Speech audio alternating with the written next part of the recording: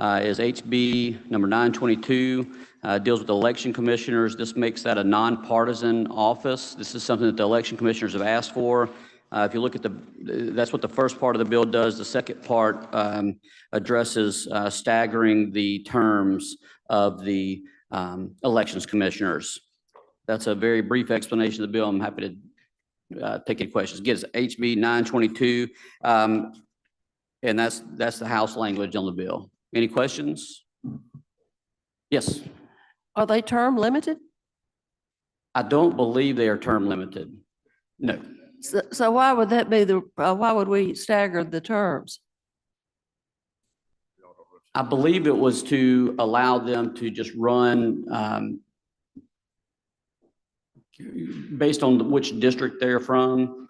I'm not sure exactly why we're doing it. If you'll give me just 1 second, I'll counsel briefly.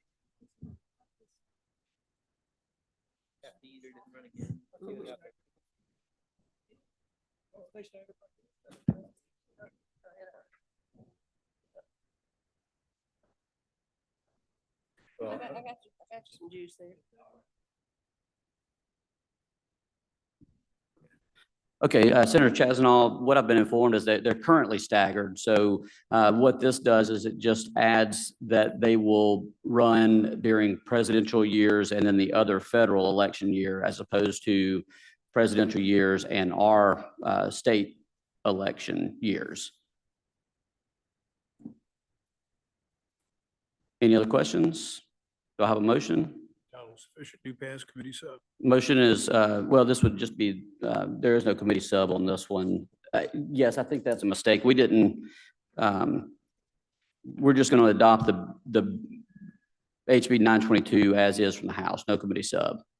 Is that the motion? That'll be the motion then. Okay, we've all heard the motion. All in favor, say aye. Any opposed, no. Okay, thank you. That bill will be reported out. House Bill number 1689. This is the House version of the deep fake bill. If you remember, we called it the digitization bill, which was to match language that we have in another, that we're hoping to get another part of statute that deals with a completely different thing, but just to have the, to have that. So we do a strike all and put our language in this, and there was an amendment. Ms. Pat, did we get the amendment on that? That's right. Okay.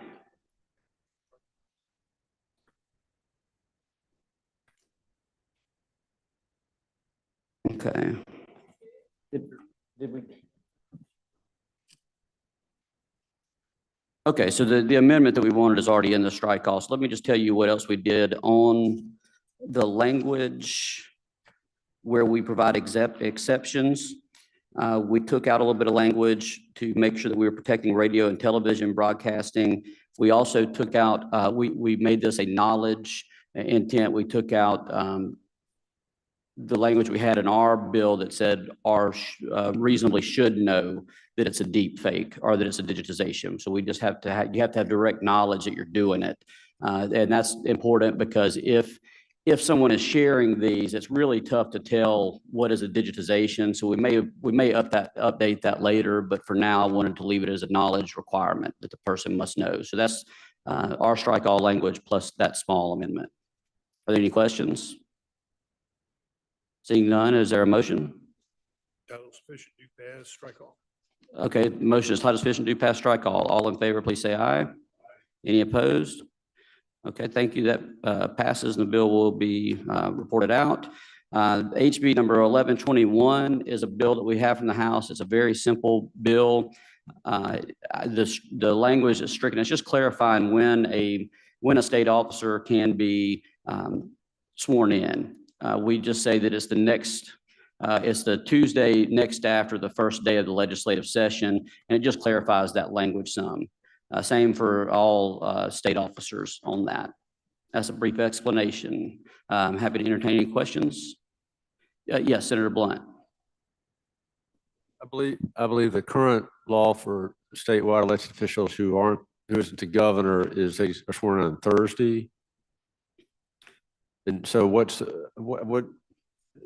Does this change the day they take office? Is that the only thing we're doing here? So yes, well, what this one does, this one still says it shall be on the Thursday next, but it's just after the first legislative session. So what we're taking out, what those asterisks, that asterisk on line 22, it previously said it shall be ascertained and determined by the House of Representatives who shall have been elected to the respective offices as provided in sections 140 and 143 of the Constitution. So it just clarifies that it's the Thursday next after the first day of the legislative session for all state officers. Thank you. Yes, thank you, Senator Blunt. Any other questions? Do I have a motion? Title sufficient, do pass. Motion is title sufficient, do pass. All in favor, please say aye. Any opposed, no. All right, thank you. That ayes have it, and that bill will be reported out. Final bill for today is HB number 1035. This is a bill that's been requested by the Justice Court judges. It makes that position a nonpartisan position. If you'll remember, we passed a very similar bill. As a matter of fact, it had the same language in it. We had put a reverse repealer in that, but since that point in time, I've had a chance to look at this, and we're just going to pass this bill through. I do have one small amendment that we're making. I've already talked to my House counterpart, and he also agreed this was a good amendment. We are updating the fee for county and family court judges, which is currently $15. We're making that $100, which is the same as other, for instance, justice court judges in this bill have to pay $100 qualifying fee. So we're just putting that the same fee for county court judges. It's also there's a fee for circuit court judges. That's the amendment. So I would make the motion now to accept the amendment. Okay, motion, yes, that's been moved. All in favor of the amendment, say aye. Aye. Any opposed, no. All right, that amendment carries. Right. I like it. Well, Senator Chazanal, I'm sorry, let me ask, are there any questions? Yes, Senator Tate. Have an amendment at the proper time. Okay. Are there any questions on the bill? I don't see any questions on the bill, so now would be the proper time for your amendment. Thank you, Mr. Chairman. My amendment would be in section 7, which is lines 389 through 420. And just a conceptual amendment that we take the language from Senate Bill 2518, which states that judges shall not give candidates time to politic a jury, that we put that language in section 7. This is something that the circuit clerks want. This is something that judges want. Judges do not like to feel like they have to give time to candidates. Most importantly, this is something that jurors would want. It's very hard to get somebody to show up for jury duty if they have to go through a political speech. I don't think this is the time or place for it. And so that would be my amendment. I'd be happy to take any questions. Okay, are there any questions on the amendment? Senator Tate, I'll let you close, but before I would like to speak on the amendment, and just briefly, we'll say that I've spoken with my House counterpart on this, and he has spoken to several of his committee members and believes there may be an issue with that there are some judges that he's hearing from that still like to be able to have that process. So it's something that I want to look at in the future.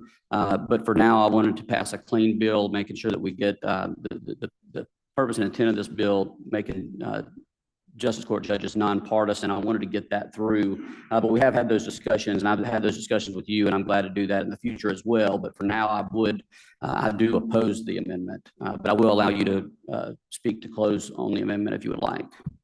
That's fine. I just, I'd like to protect our jurors. I just think it's not the proper time, not the proper place, and that's just where I am. So that's my amendment, and I so move. Yeah, thank you, Senator Tate. Okay, so you've all heard the amendment. Any questions on the amendment? Okay, seeing none, all in favor of the amendment, say aye. Any opposed, say no. Okay, the noes have it. That amendment fails. Back on the bill. Any questions on the bill as amended? Seeing none, do I have a motion? Sufficient, do pass, committee sub.